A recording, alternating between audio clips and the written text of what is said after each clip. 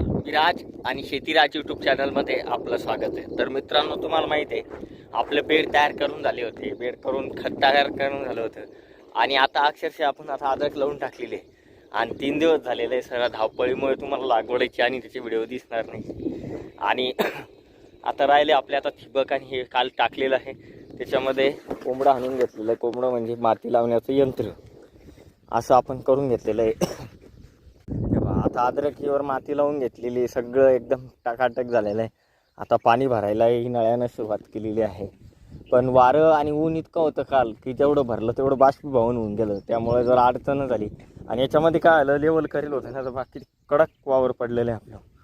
अद्रक तर अशी उगाला पाहिजे ना, आता काय तिची तिला माहिती. सध्या जरा वातावरण इतकं हवाच चालू आहे नुसतं आमच्याकडे. सध्या पाण्याचं वातावरण झालं होतं पण सध्या काही दिसत नाही आहे. त्यामुळे म्हणलं आता अद्रकीचा व्हिडिओ तुम्हाला टाकायचा आहे. नक्की कसा वाटला ते सांगा. आपले अद्रक उगल्यानंतर दाखवणार. पण काय काल मागचे जे व्हिडिओ आहे लागवडीचे याचे, त्याच्यामध्ये जास्त गडबड होती, कारण मजूर कमी भेटतात, त्याच्यामुळे आपल्याला स्वतः काम करावं लागतं. त्यामुळे खूप मोठी अडचण येते, त्याच्यामुळे अशा गोष्टी घडत होत्या. चला, पाहू शकता तुम्ही चौकडे आपलं सगळं आता ठिबक पण पांगून झालेलं आहे. माती पण पा कशी लागलेली आहे.